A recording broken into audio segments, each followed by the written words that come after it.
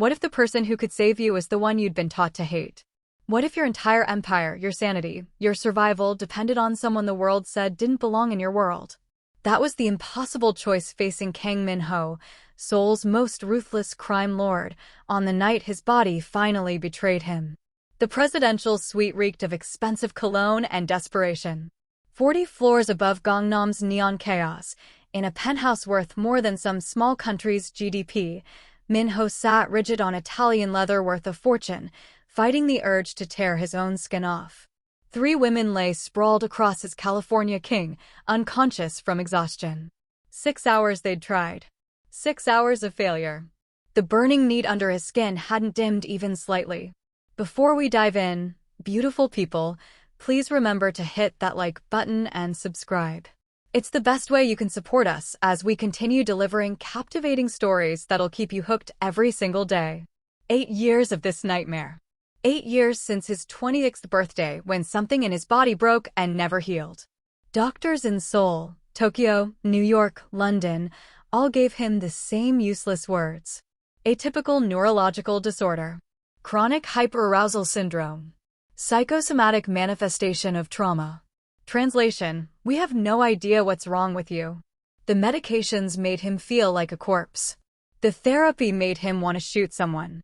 The specialists looked at him like a science experiment that wouldn't cooperate. And nothing, absolutely nothing, gave him even a moment's relief from the maddening fire crawling through his veins. Remove them. His voice came out like gravel. His second-in-command, Park Ji-sung, nodded from his post by the door. 2 men entered silently, lifted the sleeping women like broken dolls, carried them out. The second the door clicked shut, Min-ho's control evaporated. Everything on the mahogany side table went flying. A lamp that cost more than a luxury car. Crystal whiskey bottles aged longer than he'd been alive. His tablet, his phone, watching it all smash against white marble. Amber liquid spreading like blood across pristine floors. But destroying things brought no satisfaction. Nothing ever did. The same? Ji-sung asked, voice carefully neutral. Worse. Min-ho dug his palms into his eyes, trying to force the pressure back inside his skull. During the negotiation today, Park's breathing made me want to rip my throat out. Just the sound of air moving through his lungs, Ji-sung. I nearly put a bullet in my own partner because I couldn't stand the sound of him existing. Ji-sung's expression tightened. They both knew the implications. The Wolf of Gangnam, the man who'd unified Seoul's underworld through sheer brutality and strategic genius, the crime lord who'd eliminated every rival stupid enough to challenge him, was losing his grip on reality.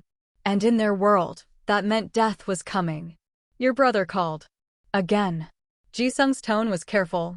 There's a new facility. Foreign doctors. Experimental approaches. I've tried everything. Min-ho's roar shook the windows. He spun to face his reflection, saw a ghost staring back. Hollow cheeks, wild eyes, a man slowly being consumed from the inside. Western medicine, Eastern medicine, shamans who chanted over burning herbs, psychiatrists who wanted to explore my childhood trauma. Nothing works because no one knows what's broken. His voice cracked despite his attempt to stay cold. No one can fix what they can't even name. Ji-sung said nothing. There was nothing left to say. Min-ho stared at Seoul sprawling below his windows, the city he controlled through fear and blood, the empire that meant nothing when every moment of existence was torture. 32 years old. More wealth than 3 generations could spend. More power than most men could imagine. And he'd burn it all, trade every building and business and drop of influence for 60 seconds without this fire eating him alive. Fine. The word tasted like defeat. One more facility. But this is the end, Ji-sung. If these foreign doctors can't help me, he left the sentence unfinished. They both understood. What Min-ho didn't know was that halfway across the world, a woman was saying goodbye to her family. A woman carrying a gift her grandmother swore could heal what medicine couldn't touch. She'd accepted a position in Seoul. And the moment she walked into his life, his curse would become their story. This is about a man who couldn't feel peace and the woman who became his salvation. About prejudice that destroys and connection that transcends every boundary society builds. If you're watching this, hit subscribe and turn on notifications because this story will take you places you never expected. Let's begin. Nana Osei had promised her dying grandmother one thing. Her auntie's hands had been frail, but her grip was steel. You carry the gift, child. The sight we've had for generations. You'll meet someone who's given up hope, and you'll see the truth no one else can see. Nana touched the small gold pendant under her scrubs, her grandmother's final gift, and stepped through the entrance of Hanseong Medical Institute. First day in Seoul. The most exclusive psychiatric facility in Asia, catering to Korea's elite.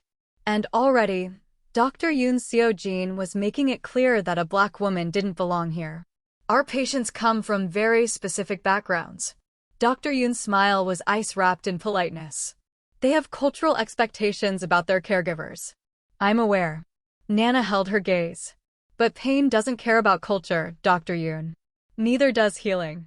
Something dangerous flickered in the doctor's eyes. Recognition of a threat, perhaps. Or simple hatred wrapped in professionalism. We'll see how you manage. Your first patient arrives this evening. Dr. Yoon's smile sharpened like a knife.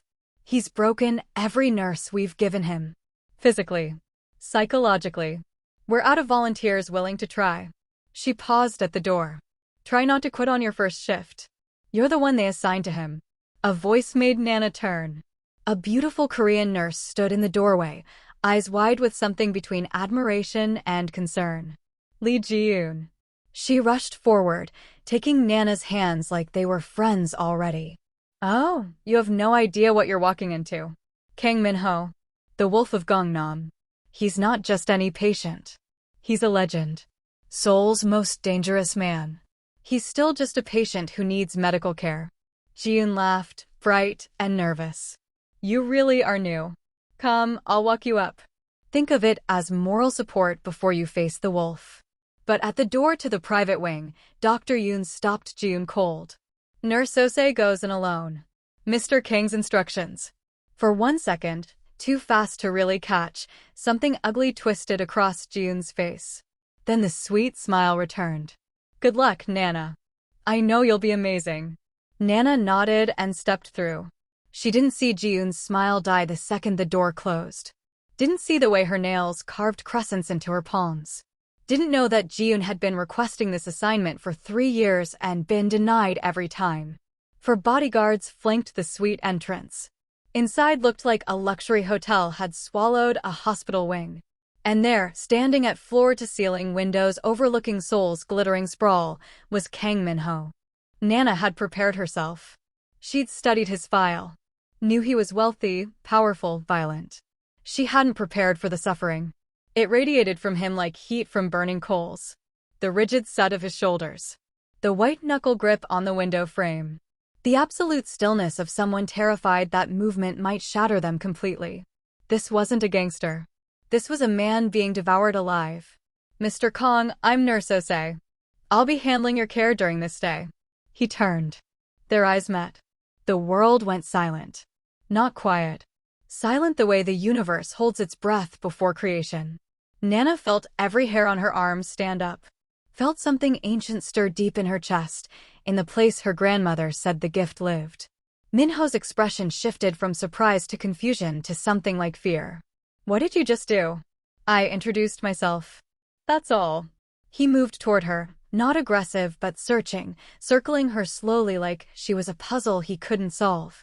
Nana stood perfectly still, heart hammering, uncertain if she was in danger or witnessing something else entirely. Don't move. His voice was raw. Just stay exactly where you are. He stopped directly in front of her, close enough that she could see the exhaustion carved into every feature, close enough to see his hands trembling. Check my vitals. Anything. Just touch my wrist. Nana reached for his pulse point. The instant her fingers made contact with his skin, Min-ho gasped and tears spilled down his face. Not from sadness. From relief so profound it looked like pain. The fire that had burned under his skin for 8 years flickered and died. For 4 perfect seconds, Kang Min-ho felt absolutely nothing but peace. Impossible. He stared at her like she'd performed a miracle. What are you? I'm a nurse, Mr. Kong. Nana's training fought with the strangeness of the moment. Your pulse is elevated but stable. I need your complete medical history. Dr. Yoon's files are surprisingly incomplete for someone of your status. Sit. He gestured to the designer chair, his voice completely different now. Softer. Almost desperate. I'll tell you everything. Just don't leave. For the next 2 hours, Minho told her things he'd never told anyone. The condition that appeared when he was 26 without warning or reason. The unbearable need under his skin that no pleasure could satisfy. The physical agony. Migraines that blinded him. Muscle tension that felt like his skeleton was trying to escape. Nerves scraped raw just from existing. The violence it caused. The instability. The certainty that one day he'd lose control entirely and destroy everything, including himself. I've been to specialists on 3 continents. Minho's voice was quiet now. Tried medications that turned me into a zombie. Therapists who looked at me like I was a monster they needed to study. Nothing helps. No one can fix me because no one understands what's broken. He met her eyes with an expression she couldn't name. But just now, when you touched me, the screaming stopped. For the first time in 8 years, my mind went quiet. Nana's medical training offered no explanation. But her grandmother's voice echoed in her memory. Some illnesses aren't just physical, child. They're the spirit crying out for what the body can't name. In my culture, Nana said carefully, we believe some conditions can't be cured by medicine alone. Your body might be searching for something it doesn't have words for. You think I'm cursed? Some spiritual affliction? I think you're suffering. And I think, she hesitated, I think we can help you. But you have to trust me. Minho looked at where her hand rested on his sleeve. The touch didn't trigger the usual desperate need. Instead it anchored him, calmed him, made him feel almost human for the first time in years. I don't trust anyone. He said it like a confession. But for you I'll try. Those words would save him. Those same words would nearly destroy them both. Subscribe now because someone is already watching and they'll burn the world down to tear these two apart. Minho started inventing symptoms. I'm experiencing chest discomfort. Irregular heartbeat. I need monitoring. Nana pressed the stethoscope to his chest, frowning. Your heart sounds perfectly normal, Mr. Kang. Check again. Be thorough. She caught the ghost of a smile and felt heat creep up her neck. You're wasting medical resources. I'm paying enough to own this hospital. I'll waste whatever I want. But when she moved to leave, his voice changed. Became vulnerable. Real. Please. Stay a little longer. Tell me about Ghana. Nana looked up from her tablet. Minho sat by the window, not facing her, but she could feel his attention like gravity. Why would I do that? Because when you talk, the fire in my head stops burning. She should have maintained professional boundaries. Instead, she sat beside him and talked about Accra. About her father's clinic where he treated patients too poor for the big hospitals. About her grandmother who'd been a healer, respected throughout their region. About the food she missed. Jollof rice. Kelawil. Her mother's groundnut soup that tasted like home. Minho listened like every word was oxygen. You're homesick. He said it gently. I could fix that. Bring your family here. Whatever you need. Nana shook her head, smiling despite herself. You can't buy away homesickness, Mr. Kong. Minho. What? Call me Minho. Something shifted in his eyes. Mr. Kong makes me feel like my father. And I'm not my father. Your cortisol levels have dropped by half. Nana showed him the results a week later, professional pride mixing with something warmer. Whatever treatment protocol we're following is working. Minho said nothing. But they both knew the truth. It wasn't the facility. It wasn't Dr. Yoon's careful medication management. It was her. Her presence. Her voice. The way her touch grounded him in a body that had felt like a prison for 8 years. Jisung had noticed the transformation. You haven't had an episode in 3 weeks, Hyungnim. This is unprecedented.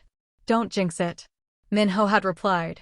But hope, an emotion he'd thought long dead, had started growing in his chest like something fragile and precious. Now, during what was supposed to be a routine checkup, he took the chance. Have dinner with me. Nana's pen stopped moving. I'm sorry? Not here. My place. Just dinner. He finally met her eyes, and the loneliness there made her chest ache. I don't want you as my nurse anymore, Nana. I want to know you. The real you. That's completely inappropriate. You're my patient. Then discharge me. The words hung in the air between them. A challenge. An offering. A leap. I need to think about it. Minho smiled. The first genuine smile she'd ever seen from him. That's not a no. Meanwhile, Ji-yoon watched from the observation room. She'd been watching for 4 weeks now. The jealousy had stopped being a whisper and become a scream. You're troubled, Ji-yoon. Ji-yoon didn't turn. She felt Dr. Yoon approach, her aunt moving like a predator stalking prey. It's nothing, Imo. It's not nothing. Dr. Yoon appeared beside her, watching Nana's retreating figure through the one-way glass. You've worked here 3 years. You're beautiful, educated, Korean. Everything he should want. But he looks at her like she's the only woman in the world. Ji-yoon's reflection in the glass looked hungry. Desperate. What do you want, child? I want what she has. Dr. Yoon smiled. And in that smile was something patient and cruel and ancient. Then let's take it from her. She didn't explain how. She didn't need to. Whatever was coming, Nana wouldn't see it until far too late. The dinner changed everything. Minho's penthouse was breathtaking, but somehow warm. Modern luxury blended with traditional Korean elements. Floor-to-ceiling windows showcasing Seoul's glittering sprawl. Art that probably cost more than her education. But what made Nana's breath catch wasn't the wealth. It was the dining table. Jollof rice. Fried plantains. Groundnut soup. Grilled tilapia with Shido sauce. Ghanaian food. All of it. Perfectly prepared. You did all this? Nana's voice was soft. Minho shrugged, but she could see he was nervous. The most feared crime lord in Seoul. Nervous. I wanted you to feel at home. They talked for hours. Minho told her about his brother, Kang Junho, the only family he had left. About building his empire from nothing after their parents were murdered by rivals when he was 19. About the loneliness of being feared instead of known. Everyone sees the wolf. Minho said quietly. The boss. The killer. No one sees me anymore. I see you. Nana said. I saw you that first moment in the hospital. Not the wolf. Just a man in incredible pain who'd forgotten what peace felt like. He looked at her with something raw in his eyes. I've done terrible things, Nana. I'm not a good man. You're a man who's been suffering. She corrected gently. There's a difference. When he kissed her, it was tentative. Gentle. Nothing like his fearsome reputation. Nana felt the rightness of it in her bones. And when the kiss deepened, when they moved to his bedroom, when they made love with a tenderness that shocked them both, Minho experienced something he'd never felt in his entire adult life. Satisfaction. Completion. Peace. He woke with Nana in his arms. The chronic need completely absent for the first time in 8 years. No burning. No desperate hunger. Just contentment. You cured me. He whispered against her hair. Maybe we're never broken. She whispered back. Maybe we're just waiting for the right person. Minho's announcement to his organization was characteristically direct. He gathered his captains in the private room of his restaurant. The same room where he'd ordered executions, negotiated territories, built his empire. Nana is under my protection. She's mine. Anyone who disrespects her answers to me personally. Anyone who threatens her doesn't walk away. Are we clear? The implications were unmistakable. The Wolf of Gangnam had claimed a woman. A foreign woman. A black woman as his future wife. Seoul's underworld buzzed with shock and speculation. But Minho didn't care. For the first time in years, he could think clearly. Lead effectively. Be the boss his organization needed. All because of her. He courted Nana properly despite already knowing her intimately. Learned Chui phrases to make her laugh. Attended her church even though religion had never interested him. Met with Ghanaian community leaders in Itaewon to understand her culture better. You're really serious about her. Ji-sung observed one evening, watching Minho review engagement rings with a private jeweler. She gave me my life back. Gave me peace I thought was impossible. Min-ho held up a ring that blended Korean and Ghanaian design elements seamlessly. I'm going to marry her, Hyung. Soon.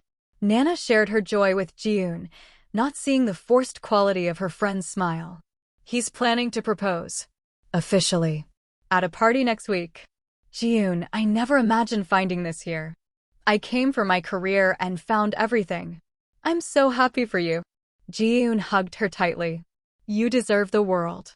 Her nails dug into Nana's back just slightly too hard. But Nana didn't notice. She was too happy to notice anything wrong. The engagement party was everything Nana never knew she wanted. Min-ho had blended Korean and Ghanaian traditions in ways that made her heart ache. Kent cloth patterns woven throughout the decorations. Jollof rice served alongside Korean barbecue. A DJ playing Afrobeats that made the older Korean guests look confused but delighted. Nana wore a custom gown that incorporated Kent into a modern Korean silhouette. She felt like royalty with Min-ho's hand warm at her waist. I love you, he murmured against her ear. My miracle. My peace. I love you too. Guests mingled. Champagne flowed. The cream of Seoul's underworld and high society mixed in an uneasy but respectful truce. Neither Min-ho nor Nana noticed Dr. Yoon's careful movements through the crowd. Neither of them saw her slip something into a glass. Neither noticed when that glass was placed directly in Min-ho's path. The first warning was the heat. Min-ho felt it bloom in his chest while greeting a business partner. That familiar, terrible warmth that meant the fire was returning. No, not possible. I'm cured. But the heat spread. Into his limbs. Under his skin. Behind his eyes. The sound of the party became overwhelming. Every voice. Every laugh. Every clink of crystal scraped against his nerves like broken glass. Min-ho. Nana touched his arm, concern crossing her features. You look pale. Are you all right? He couldn't answer. The urge was roaring back. Worse than before. Faster than before. Like a dam breaking. Like wildfire consuming everything. No. Not now. Not here. A woman in a red dress walked past, and something in his brain snapped. He grabbed her arm before he knew he was moving. Pulled her close. The woman gasped. Nearby guests froze in shock and horror. Min-ho. Nana rushed toward them. Let her go. What's happening to you? But when he looked at Nana, the woman who'd been his salvation, his cure, his everything, he felt nothing. Worse than nothing. He felt suspicion crawling up his spine like poison. Why isn't she helping? She always helps. Unless it was never real. Unless she was manipulating me all along. Get away from me. He shoved her hard. Watched her stumble backward into a table. Glasses shattered around her like rain. Min-ho, please. Nana reached for him, tears streaming. Don't touch me. Then Ji-sung was there with other men, grabbing his arms, forcing him down as he fought them with terrifying strength. The veins in his neck bulging. His eyes wild and unfocused and lost. The last thing he saw before they dragged him away was Nana's face. Not angry. Not afraid. Just shattered. Min-ho woke hours later in his locked bedroom, the drugs finally wearing off. The memories came back in sickening waves. Grabbing that woman. Shoving Nana. Losing control in front of everyone. His hands were raw from fighting his own men. His throat burned from screaming. What happened? What did I do? Ji-sung explained grimly. The party had dissolved into chaos. Guests had fled. The news was already spreading through Seoul's underworld. The wolf had lost control. Was unstable. Was vulnerable. Min-ho felt his world collapsing. He'd been so certain he was cured. So sure that Nana had fixed him.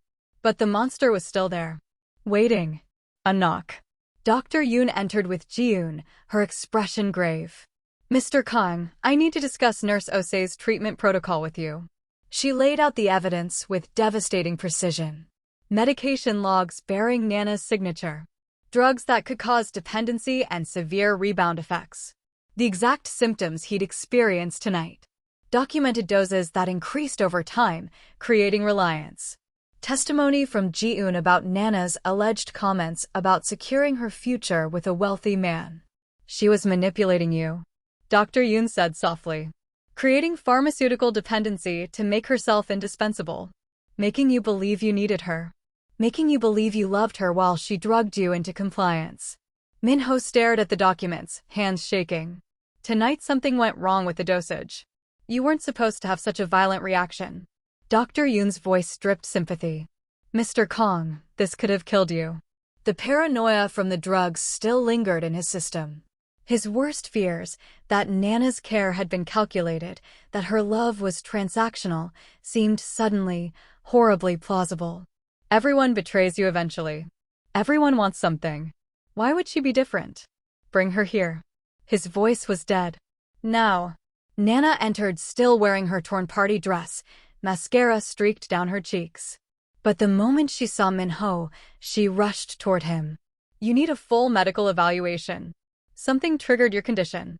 Something external. We need blood panels. Check for toxins, check for what did you give me? His voice stopped her cold. What?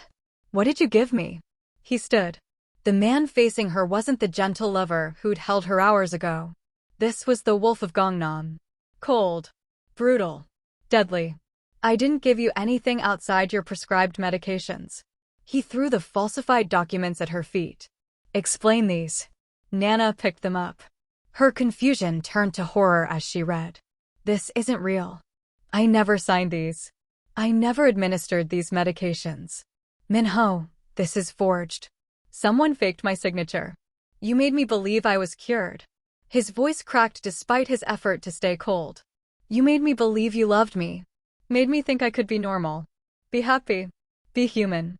I do love you. I would never. Love? He laughed, bitter and broken. You saw a desperate wealthy man with a condition no one could treat. And you exploited it. Created dependency so I'd need you. So I'd marry you and secure your future in a foreign country. No. Nana's tears flowed freely. Please listen to me. Let me investigate these documents. Let me prove my innocence. Min-ho, please look at me. But the crime lord had fully reemerged. All vulnerability locked behind walls of ice. You have 24 hours to leave Seoul. If you're still here after that, my protection is gone. His eyes were dead.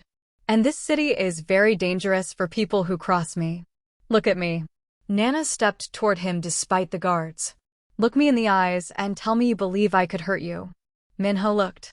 And she saw the moment he chose to believe the lie. That's your gift, isn't it? His voice was hollow. Making men believe anything.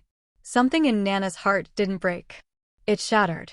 Get her out of my sight, he told Ji-sung. As Nana was escorted away, sobbing, Ji-yoon stepped forward with perfect timing. I'm so sorry, Mr. Kong. I tried to warn her to be honest with you. I told her this would end badly. She placed a gentle hand on his arm. If there's anything I can do to help you through this. Min-ho barely heard her. He was watching Nana disappear through the door.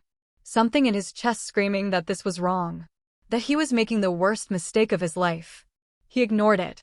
He'd trusted before. And look where it got him. Never again.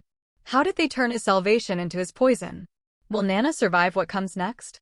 And will Min-ho discover the truth before it's too late? Keep watching because the war for his soul has just begun. Nana lost everything in 24 hours. Her position terminated for ethical violations. Her reputation destroyed by whispers spreading through Seoul's medical community like disease. Her visa under review. Her work permit suspended pending investigation. The Korean medical community closed ranks against her. The African nurse who tried to trap the mafia boss. They said it with disgust, with pity, with satisfaction, as if they'd always known she didn't belong here. Her landlord evicted her. Former colleagues wouldn't return her calls. The friends she'd made in Seoul suddenly couldn't remember her name. Nana survived on the kindness of a Ghanaian family in Itaewon who'd heard her story and refused to believe the official narrative. You can stay as long as you need, sister, the mother said, pressing food into her hands. We take care of our own. And we know lies when we hear them. Nana couldn't afford to cry. Crying meant stopping. Stopping meant giving up. So instead she worked. Borrowed laptop. Cramped apartment. 18-hour days documenting everything. There had to be proof of her innocence. There had to be. Meanwhile, the wolf of Gangnam was dying slowly.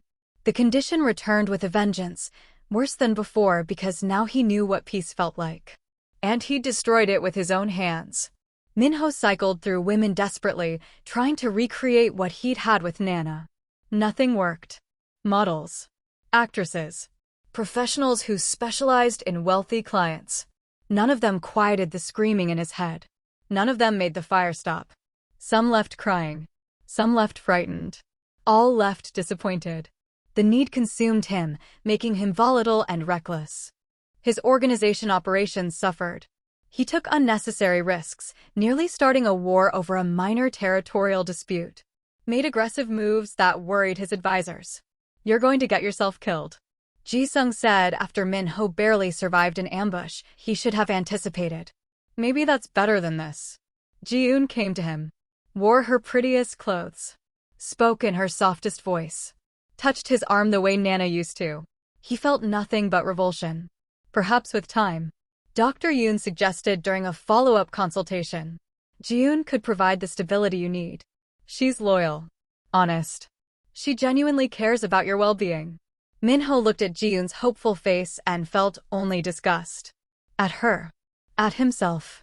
At the universe that had shown him salvation just to rip it away. Leave. Both of you. Get out. Alone in his penthouse, Min-ho stared at photos of Nana on his phone. Her smile at the restaurant in Itaewon. Her face glowing in morning light in his bed. The look she'd given him when she'd said yes to forever. His finger hovered over delete. He never pressed it. Some nights he replayed their last conversation. The conviction in her voice. The genuine shock in her eyes when she'd seen the documents. This isn't real. Someone forged my signature. Was it possible? He pushed the thought away. He couldn't afford doubt. Doubt was weakness. Doubt got you killed in his world. But at 3 a.m. when the need clawed at him and no amount of violence or pleasure could quiet it, Min-ho wondered if he'd made the worst mistake of his life. The first crack in the lie came on a Tuesday at 2 a.m. Nana's eyes burned from hours reviewing documents, cross-referencing timestamps, building her defense piece by piece. Then she found it. A medication log showing her signature on a treatment administered on March 12th at 1:30 p.m. But on March 12th at 1:30 p.m., Nana had been at a nursing conference in Busan. She had photos. Flight records. The conference attendance sheet with her signature. Her real signature that looked nothing like the forgery. Someone faked my signature. Energy surged through her exhausted body. She dug deeper. Found more inconsistencies. A treatment on March 19th when she'd been off duty with documented flu. Another on March 26th when security footage would show her nowhere near Min-ho's wing. The frame job was sophisticated but not perfect. Now she just needed someone who would listen. The knock came on a rainy Thursday evening. Nana opened the door to find a young Korean man in an expensive coat, rain dripping from his hair. He looked like Min-ho. Same jawline. Same intense eyes. But softer somehow. Kinder. Before you scream or slam the door, I'm not here to hurt you. He held up his hands. My name is Kang Junho. I'm Min-ho's brother. Nana's heart hammered. Did he send you? No. He doesn't know I'm here. Junho's expression was pained. I'm here because my brother is destroying himself. And I don't believe you did what they're saying. Why would you believe me? He was quiet for a moment. Because I've seen women try to manipulate my brother for years. They look at his money, his power, what he can give them. They don't look at him. He met her eyes. You looked at him like he was just a person. Like you actually saw him underneath everything. Women who want to trap men don't look at them like that. Nana's eyes filled with tears she'd refused to shed. I loved him. I still love him. And someone destroyed us both. Come in. I'll show you what I found. For hours they reviewed her evidence together. Junho's expression darkened as he recognized the implications. If you're telling the truth, someone went to extraordinary lengths to frame you. Who benefits from you being gone? I don't know. I'm just a nurse. I have no enemies here. But my brother does. Junho's jaw tightened. And whoever did this knew exactly how to hurt him. Knew his condition. Knew his vulnerabilities. Knew how to trigger him and turn him against you. Someone inside the facility. Someone with access to medical records. To medications. To him. Jun-ho pulled out his phone. I have contacts who can dig deeper. Financial records. Communications. If someone was paid to do this, there will be a trail. Why are you helping me? Jun-ho was quiet for a long moment. Because when Min-ho was with you, he was happy. Actually happy. Something I haven't seen since we were kids. His voice roughened. And now I watch him destroy himself a little more every day. If there's any chance you were innocent, if there's any chance of bringing him back, I'll take it. The investigation took weeks. They discovered Dr. Yoon's history first. A pattern of exploiting wealthy patients at previous facilities. Using confidential information against them. Extracting payments for silence. She'd been quietly forced out of 4 hospitals before landing at Hanseong. Then they found the financial records. A large payment to Dr. Yoon's private account 3 days before the engagement party. The payment traced back to a shell company owned by Song Dae-young, leader of the Black Tiger Syndicate. Min-ho's most dangerous rival. They paid her to destabilize him. Jun-ho stared at the documents. To take away the one thing making him strong. This was a coordinated attack on my brother. And Ji-yoon? More digging. More records. Ji-yoon's family connection to Dr. Yoon. She was her niece. The 3-year pattern of Ji-yoon trying to get close to wealthy patients. Her previous failed attempts to attract Min-ho's attention. She wasn't in on the rival syndicate plot. Jun-ho concluded. She was just jealous and obsessed. Dr. Yoon used that jealousy as a weapon. Nana stared at the evidence spread before them. Proof of her innocence in documents and records and financial trails. We need to tell him. He won't listen to you. Not yet. Jun-ho was already planning. But he'll listen to evidence. And I know exactly when to present it for maximum impact. Dr. Yoon had orchestrated the press conference perfectly. All major media outlets. Representatives from Seoul's elite medical community. The most powerful figures in the underworld gathered to witness the Wolf of Gangnam endorse her facility publicly. Min-ho stood beside Ji-yoon, positioned as his personal recovery specialist. The implication was clear to everyone. She was being introduced as his future partner. Ji-yoon glowed with triumph. Everything she'd wanted for 3 years was finally within reach. Dr. Yoon stepped to the podium. Ladies and gentlemen, thank you for joining us today. It's my honor to announce Hyungnim. Jun-ho's voice cut through the room. He walked directly to Min-ho holding a tablet, his expression grave. You need to see this. Right now. Min-ho's brow furrowed. He took the tablet. On screen, security footage. Financial records. Pharmaceutical receipts.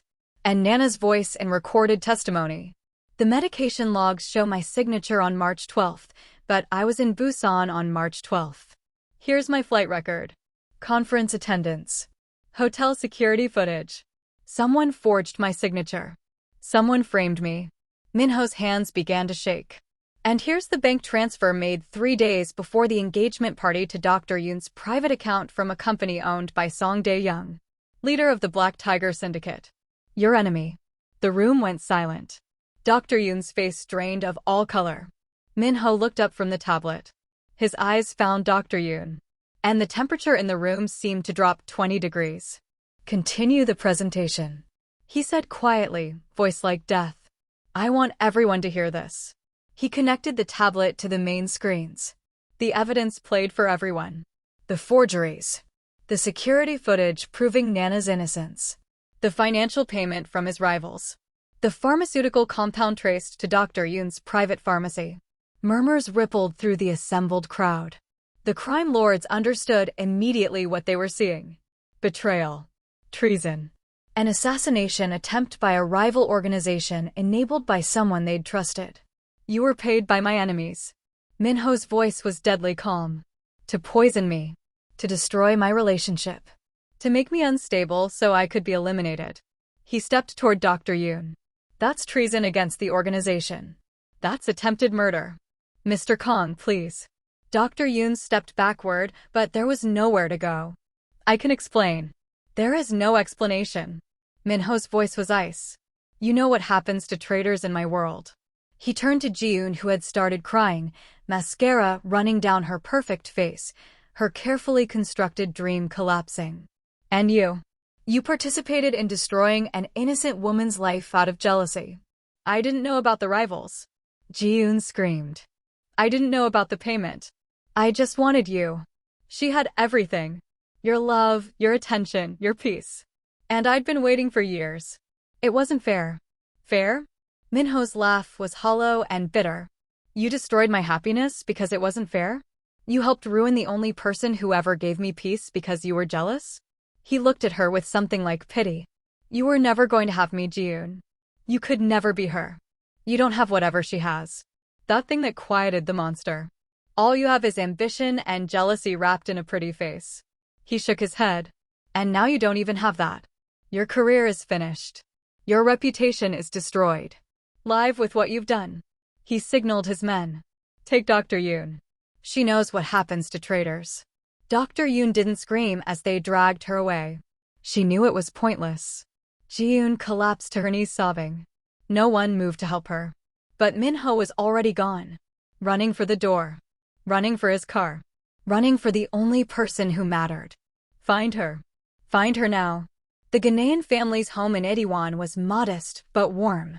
Nana was packing her suitcase methodically. Her visa had expired. Her options had run out. Tomorrow she'd fly back to Accra. Back to her father. Back to starting over. Back to pretending her heart wasn't shattered into pieces. She folded clothes mechanically, tried not to think about what she was leaving behind. Rain was falling when the knock came. She almost didn't answer. Probably a neighbor. Probably nothing important. Probably, she opened the door. Minho stood there, rain-soaked, shaking, looking at her like she was the last hope on earth. Neither of them spoke for a long moment. Rain poured around them. Seoul's neon lights reflected in puddles on the street. Then Minho dropped to his knees in the doorway. I'm sorry. The words came out cracked and broken. God, Nana, I'm so sorry. I should have believed you. Should have trusted you. Should have protected you. I failed you in every way possible. Nana stared down at him. The most powerful man in Seoul. The wolf of Gangnam. On his knees in the rain. Destroyed by his own choices. And she felt everything at once. Anger.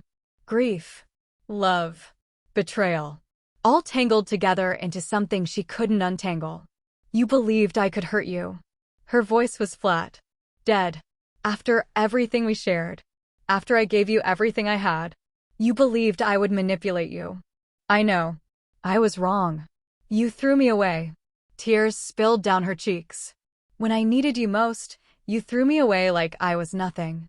I lost everything. My job. My reputation. My visa. I had nowhere to go. No one to turn to. The man I loved told me I was a liar and threw me to the wolves. I'll make it right. Whatever it takes. You can't. Her voice broke. You can't make it right. I believed in you. Believed in us. I thought we were different. I thought you saw me. The real me. Not just, she couldn't continue. You're right. Minho stayed on his knees. Rain streaming down his face. Maybe tears too. She couldn't tell. I have no excuse. I've been betrayed so many times I couldn't believe love was real when I finally found it. That's my failure. Not yours. The first moment things got hard, you abandoned me. How can I ever trust you won't do it again? I don't know. His voice was raw with honesty. I'm not asking for forgiveness. I know I don't deserve it. I'm asking for a chance to earn it back. However long it takes. Whatever it costs. I'll prove I'm worthy of you. I'll spend the rest of my life proving it. What if you can't? What if you fail again? Then at least I'll die trying. He reached for her hand. Not grabbing. Not demanding. Just offering. Because living without you isn't living, Nana. It's just existing. The screaming is back. The fire is back. Worse than ever because now I know what I lost. His voice dropped to a whisper. You're my cure. But more than that, you're my heart. And I broke my own heart when I broke yours. Nana looked at him for a long moment. The man who'd surrendered his pride. The crime lord on his knees. The broken person she'd once seen beneath the surface before everything went wrong. Her grandmother's voice echoed in her memory. You'll meet someone the world has given up on. And you'll see what no one else can see. She hadn't given up on him. Even after everything. She hadn't. I don't forgive you, she said finally. I know. I don't know if I can ever forgive you. I know. I'm still angry. Still hurt. Still, her voice cracked. I still don't know if I can trust you again. I know. She reached down, took his hand, pulled him up off his knees. But I'm not ready to give up on you yet. She pulled him inside, out of the rain. Not forgiveness yet, but the possibility of it. And sometimes possibility is enough to begin again. 6 months of proving himself. Minho didn't just apologize. He worked for it. He flew Nana's family to Seoul. Sat with her father for hours answering every question, accepting every criticism. Her father had looked at him with disappointment that cut deeper than any blade. You hurt my daughter. You believed lies about her. Why should I trust you with her heart? You shouldn't, sir, Minho had answered. But I'm asking you to let me prove I've changed. However long it takes. Her mother had been harder to win over. But Minho's halting attempts at Chui, practiced for months in secret, made her laugh despite herself. He's trying, she told Nana later. He's really trying to understand us. I know, Mama. I just don't know if trying is enough. Minho went to real therapy. Not the luxury facility nonsense, but a trauma specialist who didn't care about his reputation or his money. Someone who challenged him, pushed him, made him face the betrayals that had calcified around his heart. You don't trust because trusting has hurt you, the therapist said. But you also chose distrust over evidence. You chose your fear over her love. Why? I know why. Minho was quiet for a long moment. Because being betrayed by her would have destroyed me completely. And some part of me believed I didn't deserve to be loved like that. So when the evidence appeared, it confirmed what I already believed deep down. That good things don't happen to me. That love is always a trap. And now? Now I'm trying to believe I can be better. That I can be someone she can trust again. He restored her reputation personally. Every medical board. Every facility that had blacklisted her. Every colleague who'd shunned her. Minho sat in offices and meeting rooms laying out the evidence, demanding retractions and public apologies. Some were intimidated by his reputation. Some were moved by his obvious remorse. All of them listened. Nurse Osei was the victim of a coordinated attack on my organization, he told the Korean Medical Association. She was framed by criminals and betrayed by jealous colleagues. Her record should be cleared immediately. Her reputation should be restored. And I am personally guaranteeing that anyone who continues to slander her name will answer directly to me. Within 2 months, Nana had her license back. Within 4, she had job offers from 3 top facilities in Seoul. You didn't have to do all that, she told him over dinner one evening. Their first dinner in months, where she felt something other than pain. Yes, I did. I destroyed your career. The least I can do is rebuild it properly. Minho looked at her. I know I can't undo what I did, but I can try to make it right. Every single day for the rest of my life. They took things slowly. No pressure. No expectations. Just 2 people learning to trust again from the ground up. Minho discovered that his condition, while not cured permanently, was manageable when Nana was in his life. Not just her physical presence, but knowing she was there. Knowing he was loved. Knowing he had something worth fighting for. It's not about me being your cure, Nana told him one evening. It's about you feeling safe enough to be at peace with yourself. I can help with that. But you have to do the work too. Not just for me. For yourself. I know. Do you? Because I can't be your only source of stability. That's not fair to either of us. That's not sustainable. I'm learning, he said. The therapy helps. Having purpose helps. Having hope helps. But you, he took her hand carefully. You make it all worth the effort. You make me want to be better than I was. I see you trying. Nana said one night 6 months into their reconciliation. They were sitting on his balcony watching Seoul's lights glitter below like fallen stars. I'm still scared sometimes. That's okay. He took her hand gently. I'll wait as long as you need me to wait. What if it takes forever? Then forever sounds perfect to me. He smiled. That real smile she'd first seen in the hospital what felt like a lifetime ago. Sunset on the Han River. Private boat. Just the two of them. Minho had been nervous all day. Nana could tell. The way he kept touching his pocket. The way he'd chosen this specific spot at this specific time. "You're being strange," she told him, smiling despite herself. "I know. I'm sorry. He took a breath. "I need to say something important." He knelt for the second time in their relationship. But this time there was no rain. No desperation. No begging for forgiveness. Just peace and certainty. "I'm still a crime lord," he said, pulling a ring box from his pocket. "My world is still dangerous. I still have enemies who would hurt me by hurting you. I'll probably never be a normal husband. There will always be threats and fear and nights when I have to do terrible things to protect what's mine. I know who you are. And I know who you are." His voice was steady now. "You're the woman who saw me when no one else could. Who stood in front of a monster and saw a man in tremendous pain. Who loved me even when I didn't deserve it. Even when I threw that love away like a fool." He opened the box. The ring inside was perfect. Korean and Ghanaian design elements merged into something new and beautiful and completely theirs. "Marry me. Not as your patient. Not as your cure. As your partner. Let me spend the rest of my life loving you the way you deserve to be loved." Nana looked at the ring. Felt her grandmother's words echo one final time. "You'll meet someone the world has given up on. And you'll see what no one else can see." She'd seen him. All of him. The darkness and the light. The monster and the man. And she chose him anyway. Yes. One word. A lifetime of meaning. 1 year later the wedding was legendary. Held at Minho's private estate, it blended Korean and Ghanaian traditions in perfect harmony. Nana wore white lace and Kent cloth. Minho wore a traditional hanbok with Ghanaian Kent accents woven throughout. Both families attended. Her parents crying with joy.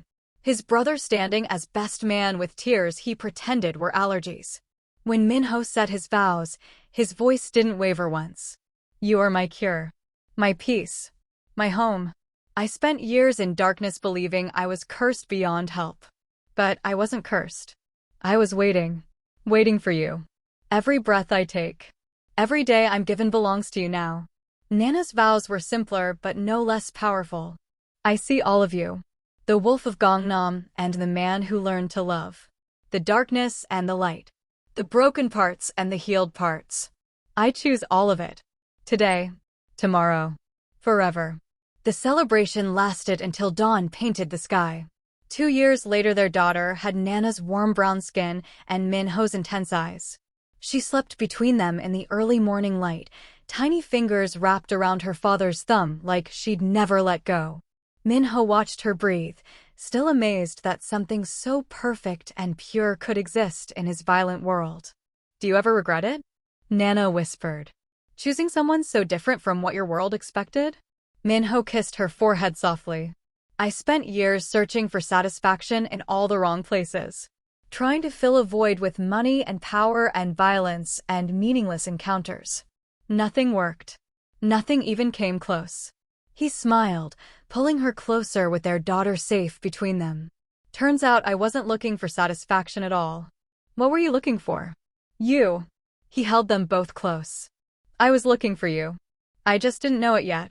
Outside Seoul glittered in the early light. Inside there was only peace and love and the quiet sound of their daughter breathing. If this story moved you, hit that subscribe button and turn on notifications because next story will take you somewhere you never expected. I'll see you there.